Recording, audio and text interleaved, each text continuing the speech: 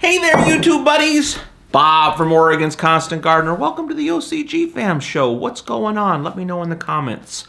Today is the day we finally get into Nectar for the Gods, more advanced, not just the basics. But I'd said that we were going to talk about Medusa's magic in the first episode, but when I was over there with Scott Ostrander from Nectar for the Gods today, I realized, holy moly, before we dive into this, we should take a look around the place. And so I said, hey, Scott, can you give us a tour? And this isn't the most polished video you'll ever see. It's mostly just me and him walking around through the whole facility, but it's kind of fun. So check that out, see what the facility's like, and then I'll talk to you after the video. Watch the video. It would go up quickly.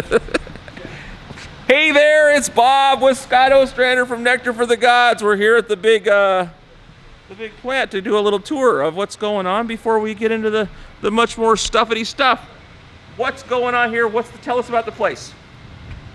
Thought we were gonna start in there. In where? No, you just can show us the thing. This is your old office. It's the old office. Yeah, it's a lot nicer now than it was back then when it was like kind of a little cave. Oh yeah, now Ryan's got it. Now it looks good. Now it looks like an office versus that place where that creepy guy lived and counted things. With the weird little figurines and stuff. It's actually an office. Wow, this is nice. Man, I think we even have some extra carpet squares over there you can throw in here if you wanted. I think it's actually a little bigger now. It was just and it's not at all terrifying. No, it's because you put lights in. Yeah, you can see in here, and then we moved the spider webs that were... That's your problem. No, that was called my pest control. No, it Yeah. just smells. So what you got going here? What's all this stuff? Scott Ostrander from Nectar for the Gods. So this originally, this is awful. So this originally was the stocking warehouse for organs only. This was the whole thing. Well, when we first built this warehouse, this used to be where we stored all the finished goods to be shipped out to the nation, and on the other side we were making it all. Since then we've grown and we've created a new warehouse space that's just for shipping and shipping products. This warehouse is now turned into specialty products here being mixed. The raw materials, the packaging, the boxes, pretty much all the incoming that this company takes in comes in through this side of the building. And so these ones right over here, these big tanks, what are these? So these are specific that are just for like the guano tea.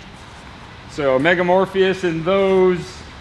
Poseidon Zyme is in one of these and only one of these. Bloom Chaos only gets made in this size container.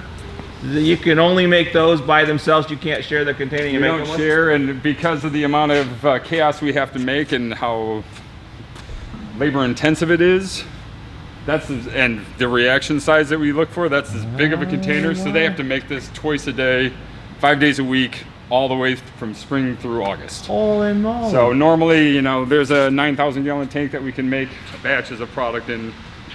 That's a 500 gallon tank that we make chaos in. So we can't make it in that size quantity. We have to make it in smaller batches. Over and over again. Huh. What's this thing right here? A filter? Well, I assume you filter stuff with it. How does it work?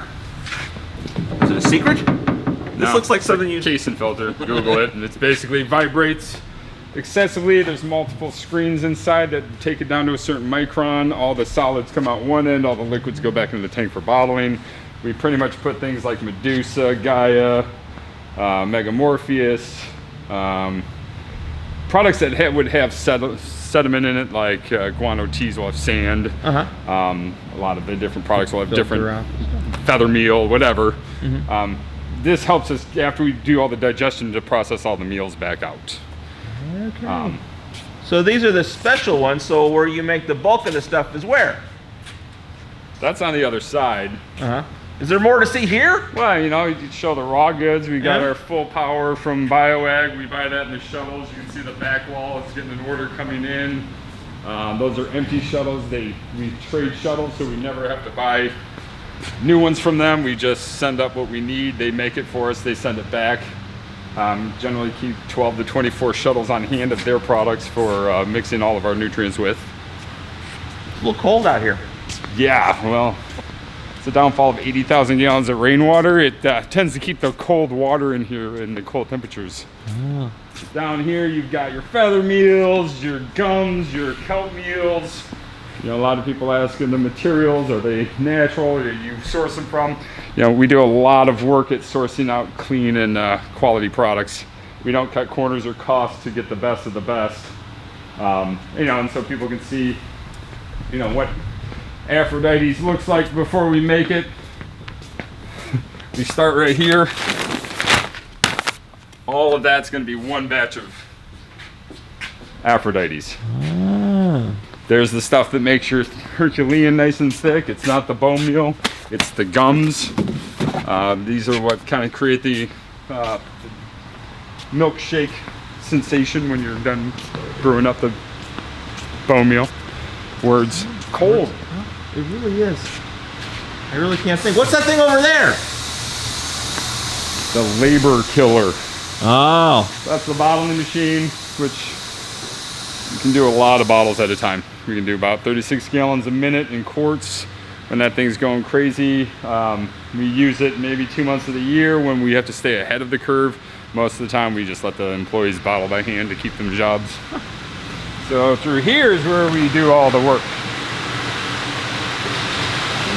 So as you can see, we've, this side's mostly the large tanks.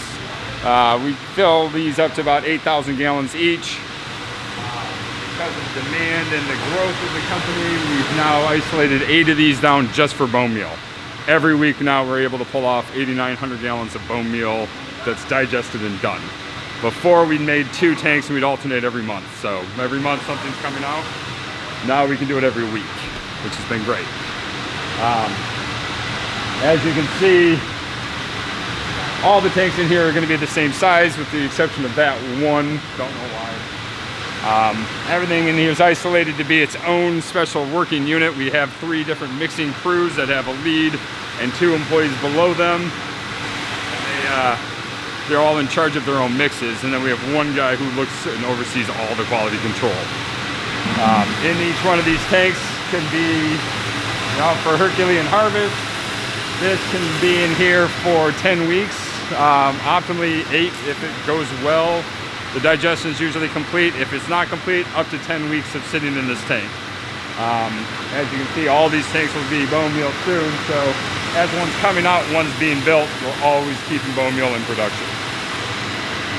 Behind these are our rainwater collection. All the black tanks are directly connected to the roof. There's no gutter system on this building. It's a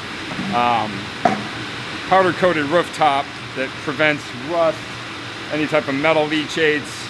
We get it power washed every fall before the winter season kicks in. That keeps all of our water clean. We do test the water regularly. The nice thing about that rainwater is it's 7.0 and like 1 part per million, so it's about as fresh and pure as we can get. And we're not pulling off the city system to be using drinking water to make fertilizers with. That's the key. Yeah. So that's about it, eh? Oh, yeah, in a nutshell. It gets a lot busier here in the spring. We're just starting out January 2nd here. January 2nd? 3rd? 2nd, I think.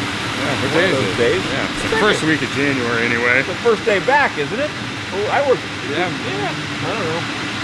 Today's Tuesday. Monday. Yeah, Monday was the first.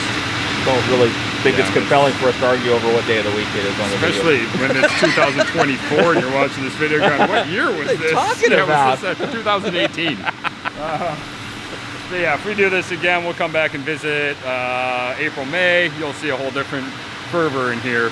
Right now, they're just ramping up. We got guys up on forklifts, loading tanks up for the first of the bone meal year. We're good. We can go check out the other one. Beautiful. Let's go do that. Let's see what else we did. We are in the warehouse. This is where everything goes when it gets done, right? This is where it all goes when it gets done. So after they manufacture it over there, that building, they drive it over to this building. It gets staged over here to be labeled by Sophia, who's out building pallets. Exciting work. Well, they stay busy.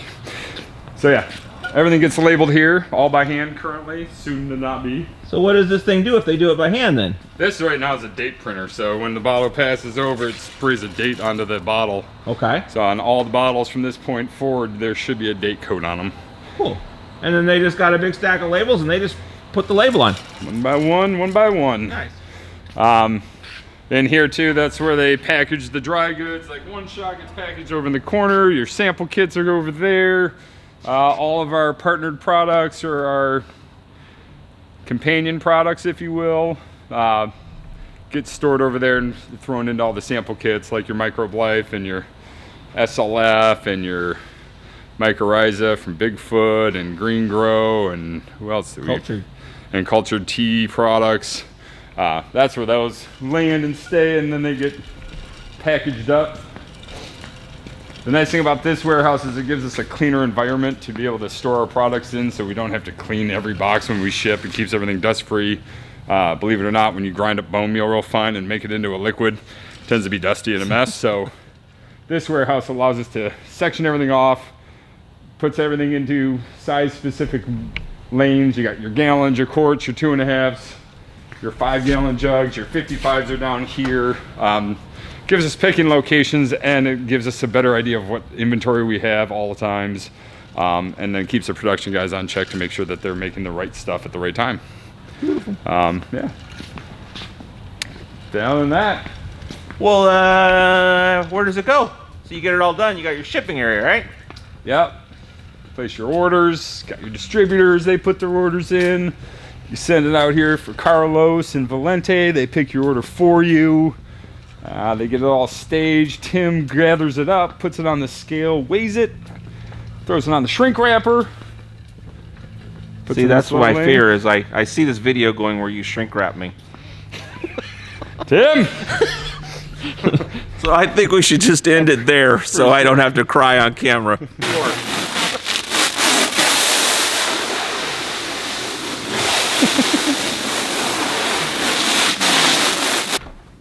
Okay, that was pretty cool, and I had a good time for the most part. But that's the episode for today. If you have any questions, any comments, anything you want to talk about, let me know in the comments. I think that's it. That's the show for today. I love you, and I'll see you tomorrow. For more information about anything on today's show, go to our website, OCGFAM.com. The OCGFAM Show, it's pretty good. It happens every day. It's the OCGFAM Show.